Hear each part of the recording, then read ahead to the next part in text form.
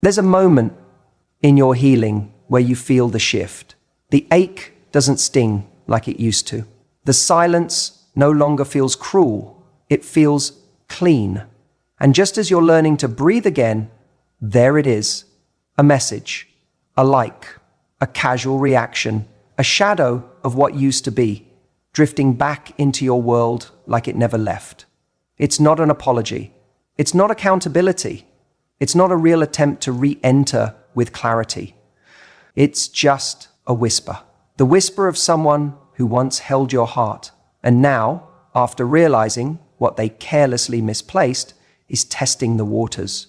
Not with courage, not with purpose, but with hesitation, calculation, and half-hearted reach. That whisper is not love. That whisper is a question. Am I still welcome in the places I walked away from?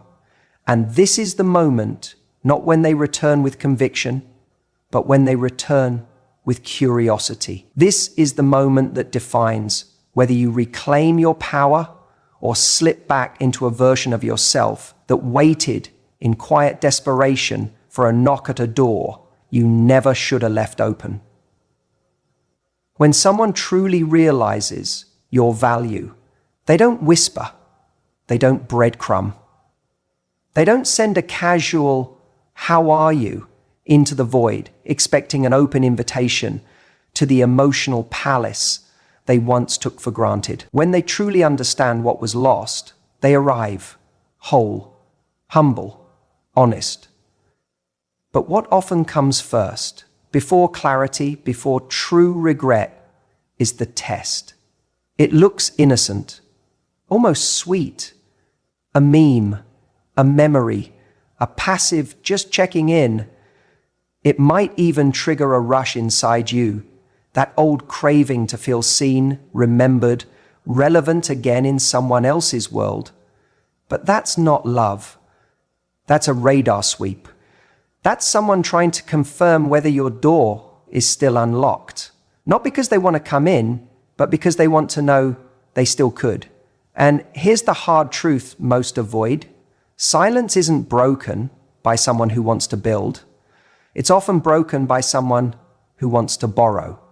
Borrow comfort, borrow reassurance, borrow emotional security. But they're not bringing tools. They're not here to repair what was broken. They're here to measure what still remains. The moment you receive a subtle check-in, the moment your phone lights up with a name your heart once broke over, you must pause. Not because you're bitter, not because you want revenge, but because you now operate from wisdom, from clarity, from the hard-earned understanding that access to your heart is no longer free. It requires presence, purpose, and proof. Letting someone re-enter your world because they miss you isn't love, it's emotional nostalgia. It's an attempt to soothe their ache, not a commitment to honor yours.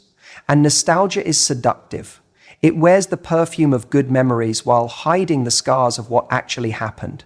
It plays old songs, shows old pictures, reminds you of how good it once felt, without ever reminding you of how it ended. So when a subtle message arrives, don't reply immediately. Don't perform.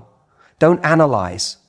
Don't contort yourself into the most palatable version of who you think they want you to be. Instead, observe. Not them, but yourself. What do you feel? Excitement, validation, fear, hope. Observe the part of you that's still trying to interpret a vague signal as a sign of growth. That's where your healing lives, not in what they sent, but in what you still want it to mean. It's easy to get swept into the rhythm of connection again. Easy to read too much into too little. But growth demands stillness, and stillness gives you space to see clearly. Clarity reveals truth, and the truth is this: someone who wants to be in your life won't test the waters, they'll dive in. Someone who values you doesn't peek through the window. They knock, they wait, they show up again and again, not because they want something from you, but because they want to be with you. Until then, you owe yourself protection, not from them, from your own impulse to mistake a ripple for a wave, a breadcrumb for a feast, a message for a mission. This isn't about closing your heart. It's about refining your filter. It's about asking the harder question. Does this message carry weight? Or is it a recycled pattern dressed up as progress? When you respond too quickly, you train others that your value resets with every message. When you let ambiguity back in, you shrink the space you've carved out for peace. When you interpret subtlety as sincerity, you start performing again. But you're not here to audition. You've already earned your worth. Now you must enforce it. There's nothing wrong with someone wanting to reconnect. People evolve, people regret, people make mistakes and seek redemption. But redemption doesn't come through subtlety. It comes through substance. If someone truly misses you, they don't test. They take a step forward with vulnerability, with clarity, with effort. Not a hey, not a just thought of you, but a wholehearted gesture. Until that arrives, you stay in your center. You don't adjust your energy for fragments. You don't rearrange your heart for ghosts. You don't press pause on your evolution because someone remembered your name in the middle of their loneliness. You rise because you know what's behind that message. You know it's not pure. You know it's not complete. You know it's not real intention. Not yet. And if you respond too soon, too kindly, too openly, you become predictable. Predictability is not the same as emotional safety. It becomes emotional convenience. You weren't put on this earth to be emotionally convenient. You weren't designed to be someone's momentary relief from their own confusion. You're here to be chosen, not when it's easy, not when they're bored, but when they're ready to show up. So you let the check-in come. You let the message arrive. You let the silence be broken, not because it changes you, but because it confirms you. It confirms who still thinks access is a game. It confirms who still moves with half intention. It confirms who still values comfort over courage. And most importantly, it confirms how much you've grown. Growth isn't always glamorous. Sometimes it's the quiet refusal to reply. Sometimes it's the heartbreak of silence over the high of false hope. And the resilience it takes to refuse to reply. Sometimes it's the heartbreak of silence over the high of false hope. But each time you honor your standards, even in the face of old emotions, you rebuild your foundation. Stronger, cleaner, more sacred. You're not hard to reach. You're hard to impress. You're not cold. You're clear. You're not punishing anyone. You're protecting your peace. That message may stir old feelings, but it doesn't own your response. You do. You have nothing to prove. No chase to initiate. No softness to perform on demand. You are allowed to wait for substance. You are allowed to desire presence. You are allowed to say, this isn't enough. Not anymore. And when they come back, if they ever do, they'll know the difference between access and entrance, between nostalgia and devotion, between casual and committed, because you trained them, not by what you said, but by what you no longer accepted. You don't need to declare your standards. You live them. You don't need to explain your silence. It speaks with power. You don't need to decode a message. It decoded them. And in that decoding, you finally see what all of this has taught you. Your time, your heart, your presence, they're not up for negotiation. So the next time you get a subtle check-in, don't get pulled into the past, get anchored in your present. Remember what you've healed from. Remember what it cost you to arrive here. And then ask yourself the question that saves everything. Is this the return of someone who's grown, or just the echo of someone who hasn't? Because whispers don't rebuild broken bridges. Subtle doesn't hold weight. And missing someone is not the same as being ready for them. Let them test the waters if they must. You don't owe them a lifeline. Not when you've already learned how to swim without one. It always looks different from the outside. You see the photos, the stories, the laughter, the movement, the seemingly uninterrupted rhythm of someone's life continuing without you.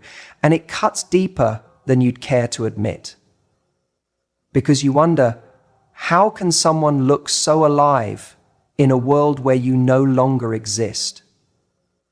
But what you must understand is this: the loudest distractions are often hiding the deepest hollowness. The more desperately someone chases external validation, the more they reveal just how little internal peace they actually have.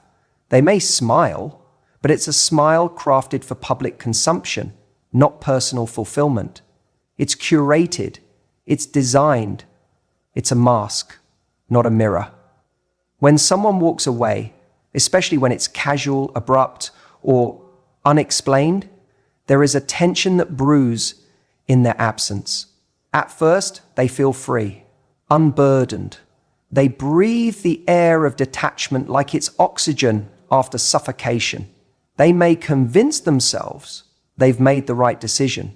They may even chase that feeling by leaning into distraction with people, with parties, with performance. But distraction isn't healing. It's anesthesia.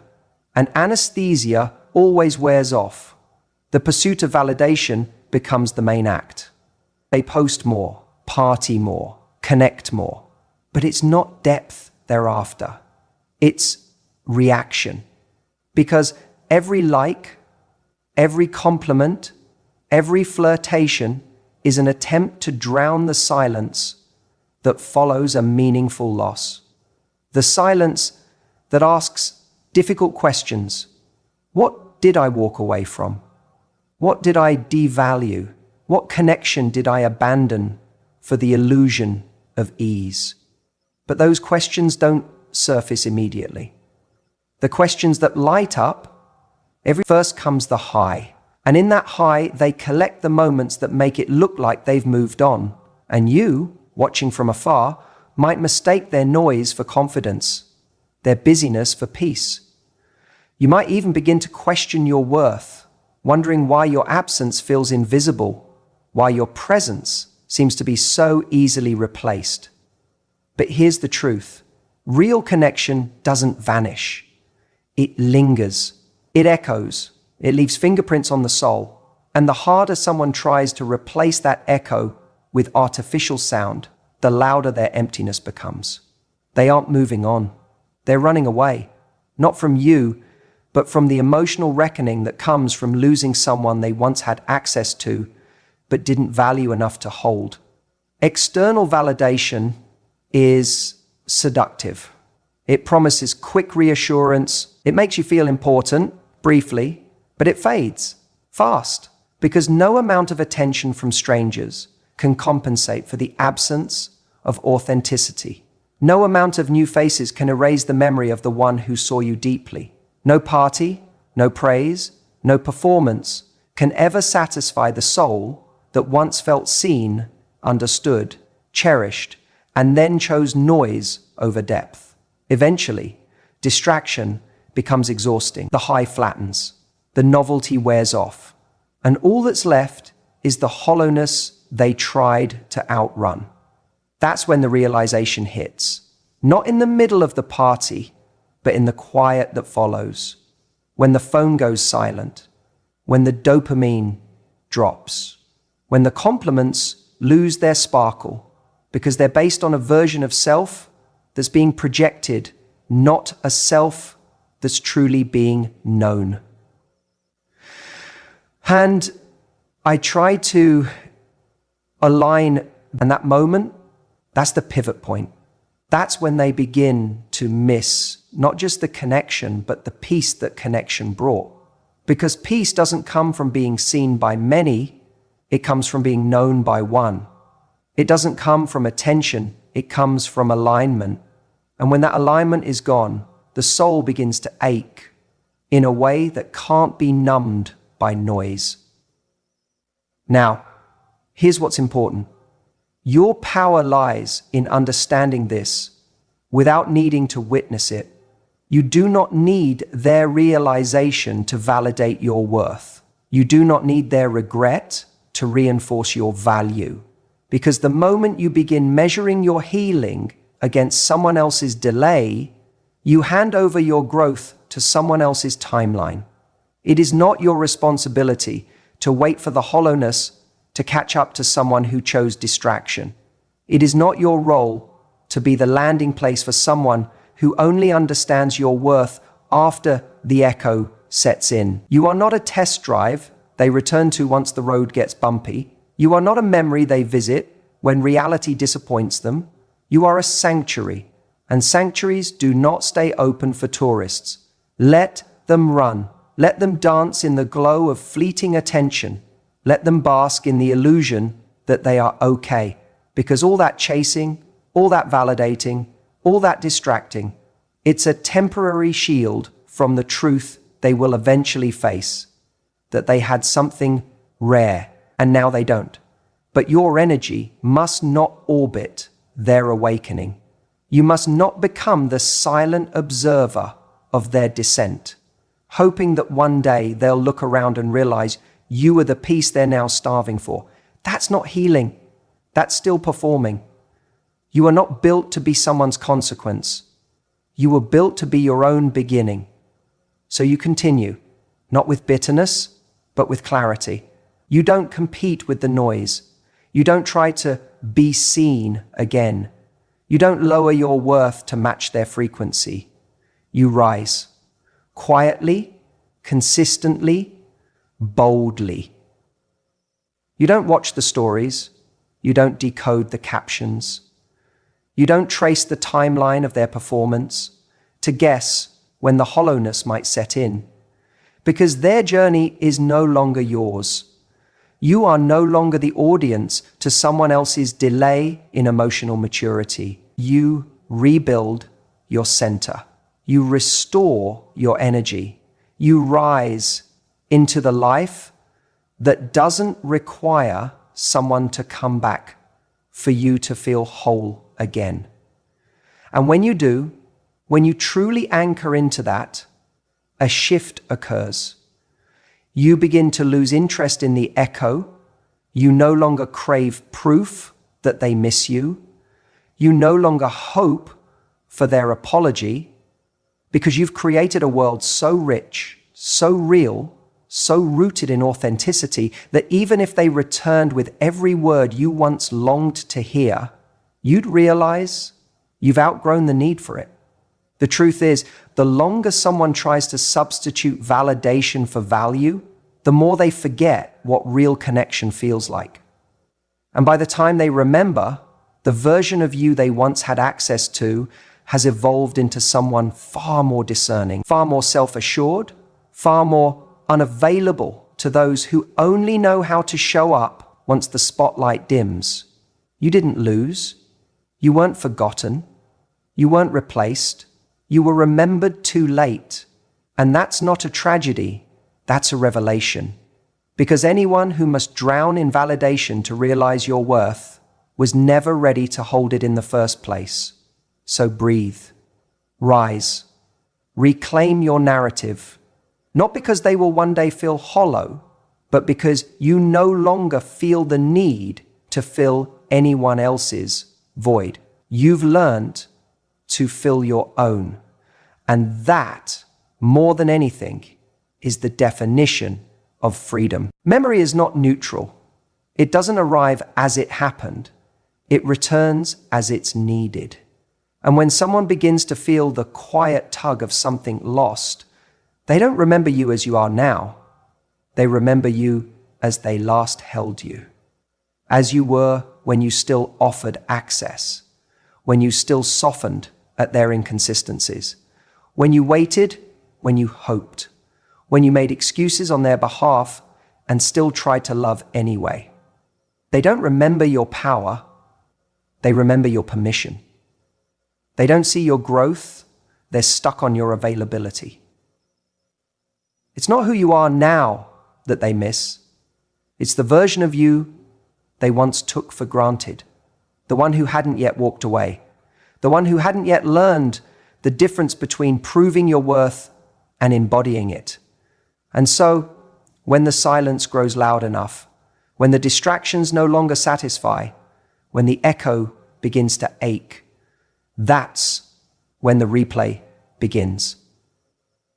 So, when the replay begins, not with facts, but with feelings. They don't remember the conversations where you asked for more. They remember the comfort you still gave when they gave you less. They don't remember the moment they made you feel small. They remember the way you still stayed, even when you felt unseen. You'll romanticize your softness, your loyalty, your patience, but they forget the price you paid for giving so much. They forget the nights you doubted yourself, the days you smiled while hurting, the times you justified the silence. Because their memory is stitched from the fabric of what served them, not what saved you. And this is where your strength is tested, not when they forget you, but when they remember you wrong. When they begin to reach again, not for the evolved you, but for the outdated version they believe still lives beneath the surface. The version who waited, the version who would still answer, still break her own boundaries just to be chosen. They will come back, not because they're ready to match your value, but because they miss the feeling of being granted access to something sacred without having to earn it. And that is the moment your growth must speak louder than your loneliness. Because it's tempting, isn't it, to be remembered, to feel wanted, to be seen, even if it's through the wrong lens. It's tempting to step back into that role, to wear the costume of who you used to be, just to feel close to something that once mattered.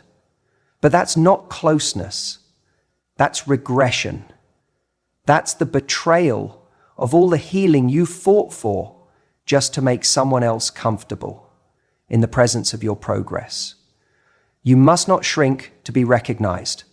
You must not rewind just because someone hit replay, because every time you re-enter someone's life as the version they're nostalgic for, you abandon the version you've become. The one who no longer tolerates breadcrumbs, the one who has rewritten her story without needing permission, the one who no longer sits quietly in a room where she's forgotten. The past version of you was not weak, she was necessary. She was the bridge between your unawareness and your awakening. She loved hard, not because she lacked worth, but because she hadn't yet realized it wasn't hers to prove.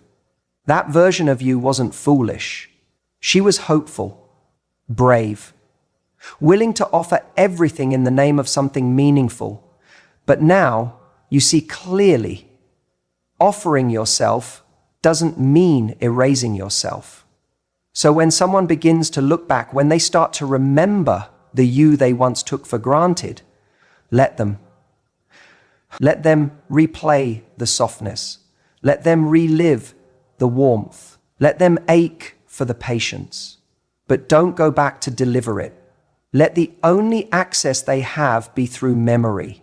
Let the distance remain intact, not out of punishment, but out of purpose. You've changed. Quietly, radically, deeply. You no longer explain your standards, you enforce them. You no longer beg to be seen, you walk where you're celebrated.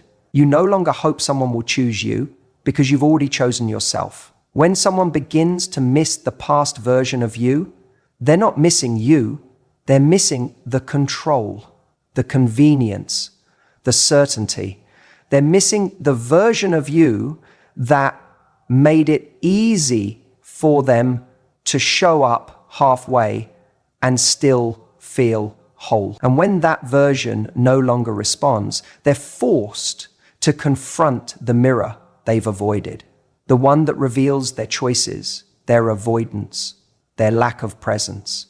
And here's what makes it even harder. They may not even realize they're doing it.